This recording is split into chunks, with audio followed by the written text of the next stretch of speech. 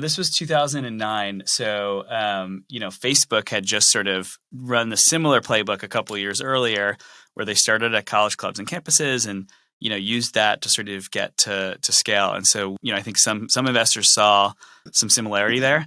I will say demo day was tough for us. It was a really hard time. There weren't many people writing checks because it was 2009. And so we pitched over 40 investors and most of them sort of passed or half passed.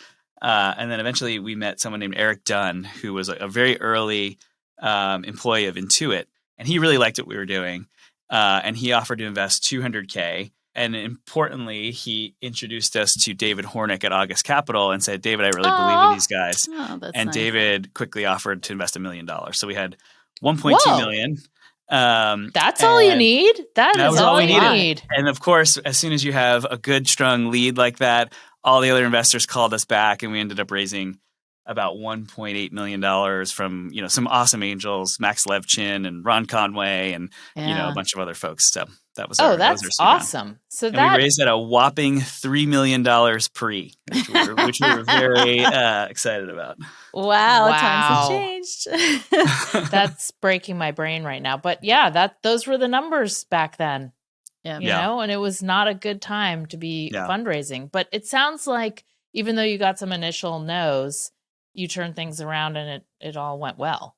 Yeah, we just kind of kept raising, and I think eventually met someone that our story really clicked with and, hashed out a deal that worked for everyone and it worked out.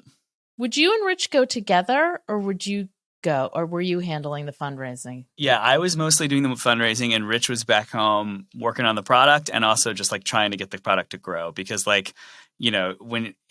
would try to be showing some decent double-digit growth week over week, which is a lot of work, to be able to, it's a lot of club treasurers to talk to and get signed up and get them using our product. So that was kind of how we divided it up. And we eventually, I remember when we got our term sheet from David Hornick, we met at the Four Seasons in Palo Alto and he kind of gave us the term sheet and we played it real cool. And then we got out to the car and we closed the door and we just went crazy. We were so excited. We started screaming. It was really fun.